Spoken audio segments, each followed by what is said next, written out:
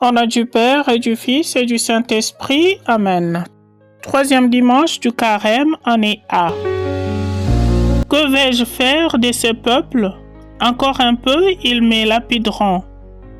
Le Seigneur dit à Moïse, passe devant eux, amène avec toi plusieurs des anciens d'Israël. Prends les bâtons avec lesquels tu as frappé le Nil et va. Moi, je serai là devant toi, sur le rocher du mont Horeb. Tu frapperas le rocher, il en sortira de l'eau et le peuple boira. Accepter de mourir pour un seul juste, c'est déjà difficile. Peut-être donnerait-on sa vie pour un homme de bien. Or, la preuve que Dieu nous aime, c'est que le Christ est mort pour nous alors que nous étions encore pécheurs. Venez voir un homme qui m'a dit tout ce que j'ai fait. Ne serait-il pas le Messie?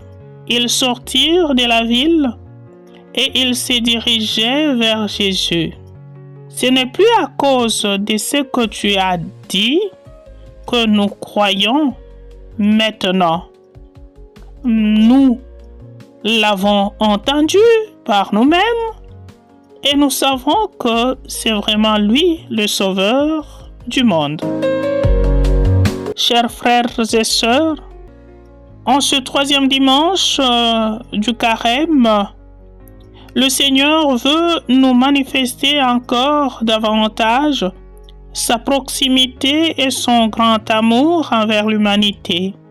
Celui qui s'engage pour notre salut en premier, et c'est même lui qui nous fait traverser le moment dur de notre vie sans trop de peine. Le Seigneur vient à notre rencontre dans la précarité de nos vies, dans l'incertitude qui nous agace. Il est pour nous, il est là pour nous dire confiance, ne crains pas, je suis là.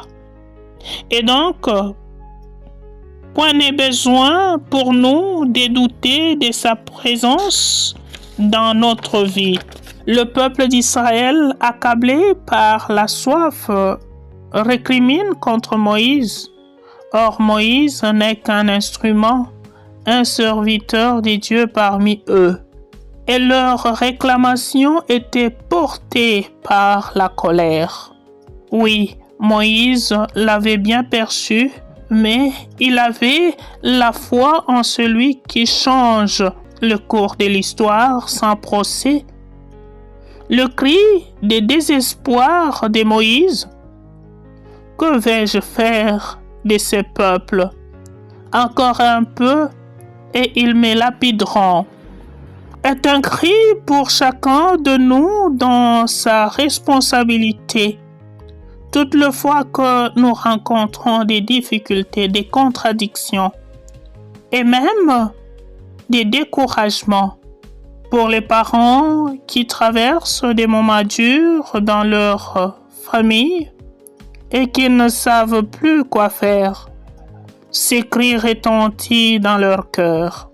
Pour les responsables dans différents domaines, les supérieurs, nos pères évêques, et tous, dans leurs tâches, doivent, à un certain moment, te poser des questions.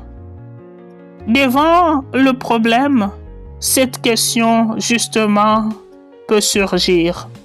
Mais n'oublions pas que nous ne sommes qu'instruments entre les mains de celui qui nous a appelés à son service. Celui qui agit et conduit son troupeau même à travers le désert. Il lui apportera de l'eau qui viendrait même de nulle part. Soyons rassurés et ne récriminons pas. Surtout, suivons sa voie en tant que responsables. Obéissons à la demande qu'il nous adresse. Vas-y, je te précède moi-même. En toutes choses, faisons confiance au Seigneur, car lui seul est maître et il pourvoira. Eh bien, chers frères et sœurs, le Seigneur dit à chacun de nous dans sa responsabilité: prends le bâton avec lequel tu as frappé le Nil et va. Moi, je serai là devant toi sur le rocher du mont Horeb. Bien, chers frères et sœurs, chacun de nous a certainement vécu la force de Dieu, l'assistance de Dieu d'une manière ou d'une autre. Voilà une manière d'exprimer la confiance et aussi de se rappeler que la même force qui m'a été donnée, la même assistance qui m'a été donnée dans le passé ne peut pas manquer aujourd'hui. Chers frères et sœurs, nous devons laisser le Seigneur nous précéder dans toute notre vie, surtout en ce qui concerne la mission dont nous sommes porteurs, l'annonce de la bonne nouvelle. Ne pensons pas que nous sommes la mesure de toutes choses. C'est lui et lui seul qui accomplit sa mission à travers nous. Mais aussi, il faut que chacune, de sa part, comprenne que le Seigneur ne peut agir sans moi, sans lui. Pour cela, nous devons garder confiance en celui qui nous fortifie, comme le dirait Saint Paul. Chers frères et sœurs, c'est seulement dans la mesure où nous sommes capables de comprendre que sans le Seigneur, nous sommes nuls, que nous devenons des serviteurs dignes dans sa vigne. Dans le sens contraire, nous demeurons les fonctionnaires dans l'Église et c'est très inquiétant, car nous manquerons de repères et nous nous croirons plus importants que Dieu qui nous a appelés. Et nous ne compterons que sur nos efforts, nos capacités, alors que nous ne sommes rien sans le Seigneur. Aujourd'hui, chers frères et sœurs, les gens ou le monde a soif de voir ou de rencontrer le serviteur, la servante, et non pas autre chose. Ils n'ont pas besoin de raconter de notre histoire, mais l'histoire du salut.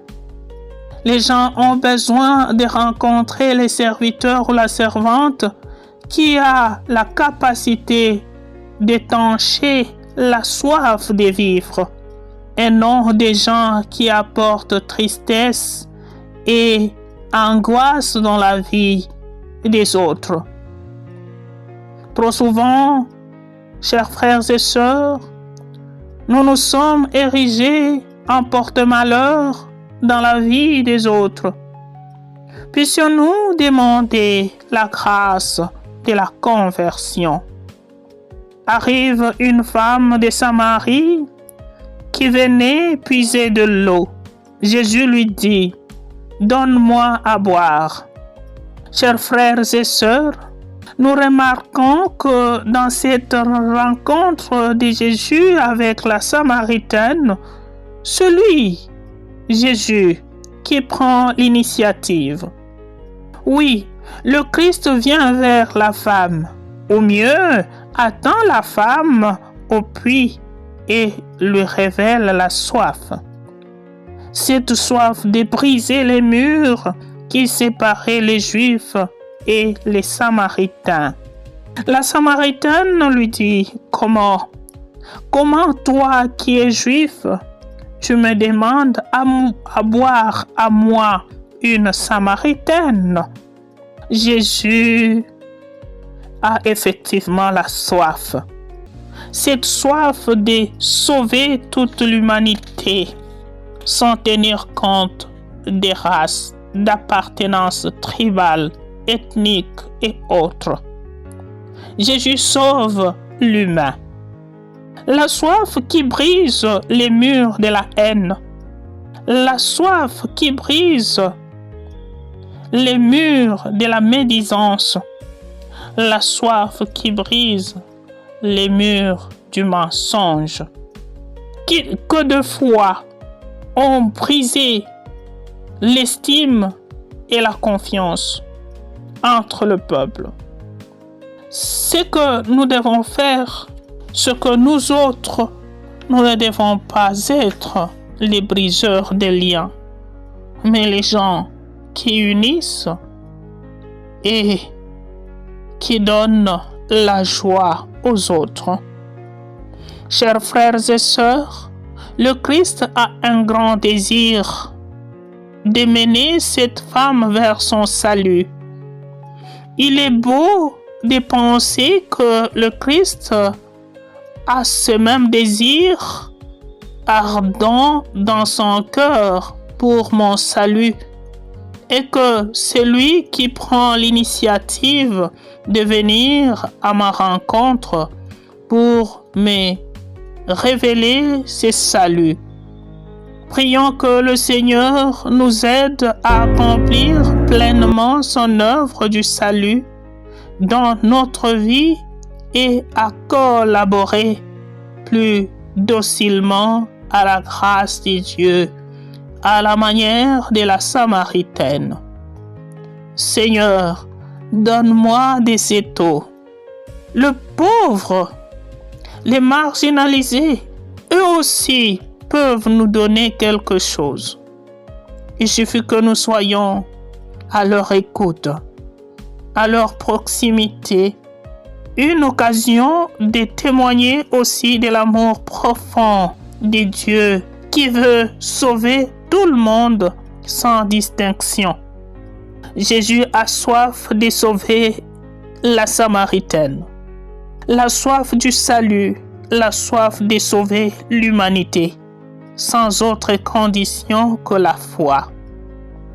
Si tu savais le don de Dieu, c'est toi qui m'aurais demandé à boire. Oui, Jésus fait don. Jésus se donne lui-même en rançon pour me sauver. Ainsi, chers frères et sœurs, nous devons vivre en permanence avec notre Seigneur. Évitons surtout de croiser le Christ, mais osons le rencontrer. Car quand nous les rencontrons, notre vie est transformée et nous ne demeurons pas le même qu'avant. C'est l'occasion pour nous de nous interroger chacune. Suis-je vraiment de ceux qui ont croisé le Christ, ou mieux de ceux qui l'ont rencontré?